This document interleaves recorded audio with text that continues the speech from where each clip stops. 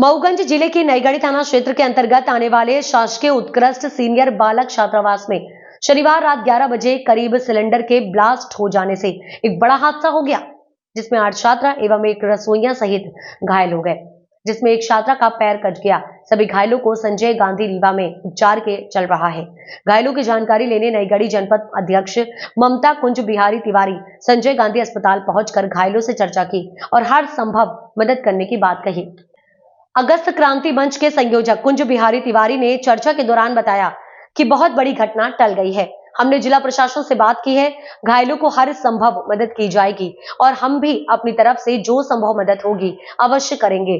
वहीं स्वास्थ्य मंत्री और रीवा विधायक राजेंद्र शुक्ला से भी घायलों को उचित व्यवस्था और स्वास्थ्य व्यवस्था और घायलों की मदद की बात कही। अगस्त क्रांति मार्च के संयोजक कुंज बिहारी तिवारी ने बताया कि हमने कई महीनों से समाचार पत्रों में ये मुद्दा लगातार प्रकाशित कराया जा रहा था, लेकिन प्रशासन नहीं जंग अंततः इस तरह की घटना सामने आ गई है। सुनिए अगस्त क्रांति मंच के संयोजक कुंज बिहारी तिवारी ने चर्चा के दौरान क्या कुछ कहा। रेवा से अविनाश तिवारी की रिपोर्ट। ये बहुत दुखद घटना है और अपने नईगढ़ी जनपद के पूर्वा का ये साकेत परिवार का लड़का है और उसका पैर घुटने से ऊपर कट चुका है और कमर में कई जगह वो बर्न हो गया है। उसकी हालत अभी भी स्टेबल तो है लेकिन सीरियस है, आईसीयू में है। बाकी जो हैं तो कुछ के कान में दिक्कत है और कुछ के पैरों में चोट लगी है और जो कुक थे उनके भी कान में चोट है। तो 8 बच्चे और एक रसोइया। लेकिन ये बहुत बड़ा दुर्भाग्य है कि गरीब बेचारे अपने बच्चों को कि किसी तरह से पढ़ लें, उनके माँ बाप की ये स्थिति नहीं है कि बाहर पढ़ा सके और सरकार भी उनके पढ़ने के लिए, खाने के लिए, रहने के लिए व्यवस्था की है, लेकिन कमाऊखोरी और भ्रष्टाचार का ये बहुत बड़ा उदाहरण है। और आप सबने देखा है कि कुछ दिन पहले नईगढ़ी क्षेत्र के पत्रिका और जागरण समाचार पत्र और आप सब इलेक्ट्रॉनिक मीडिया के साथी भी निरंतर दिखाते रहे हैं। बहुत बड़ा सवाल है कि सिलेंडर वहाँ पहुँचा कैसे। बच्चों का कहना है कि 8 बजे वो खाना खा के सो गए थे। दूसरा जो जिसको चौकीदार कह रहे थे, अब यहाँ आने पे बात निकल के आई है कि वो बेचारा चौकीदार नहीं है, रसोइया है। और जहाँ पे 50 बच्चों को रहना है, छोटे बच्चे हैं, वहाँ न सीसीटीवी कैमरा है, न एक गार्ड की व्यवस्था है, न चौकीदार है। और वो कुक है, वही खाना भी बनाता है और चौकीदारी भी करता है। तो ये बहुत बड़ा सवाल है और ये बहुत बड़ी प्रशासनिक चूक है।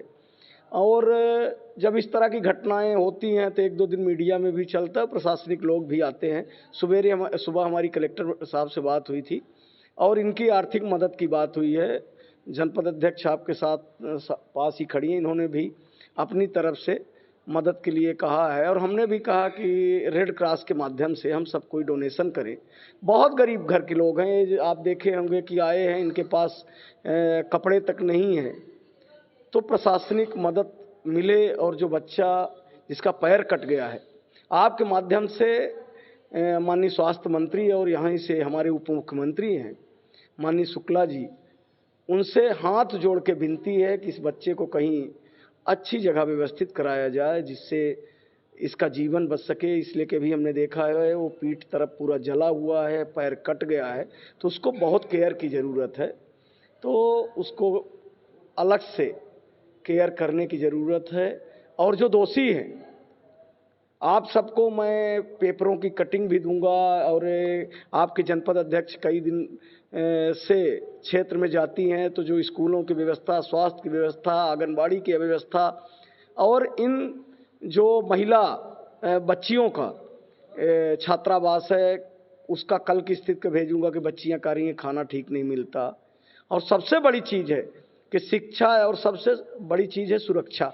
जब जीवित रहेंगे तब तो शिक्षित बनेंगे, आगे चलेंगे। तो बच्चों के जीवन के साथ जो खिलवाड़ है, तो आपके माध्यम से जिला प्रशासन से और शासन स्तर पर जो जिम्मेवार लोग हैं उनसे हमारा निवेदन है। निवेदन ही कर सकता हूँ, ज़्यादा बोलूँगा तो फर्जी मुकदमे लगवा देंगे। ये भ्रष्टाचार के पोषक हैं। बच्चों से आपने सुना कि 10-12 बच्चे रहते थे, लेकिन 48 बच्चों का रजिस्ट्रेशन है। तो उन बच्चों का खाने का पैसा कौन खा रहा था? उनके लिए आने वाली राशि कौन खा रहा था? सुरक्षा तक तो है नहीं, अच्छे बिस्तर तक तो है नहीं। और जो जिम्मेवार हैं उन पे आपके माध्यम से कहना चाहता हूं कि कठोर से कठोर कार्यवाही हो, जिससे ये जो कमाऊखोर हैं उनको तो मैं नरपिशाच बोलूंगा।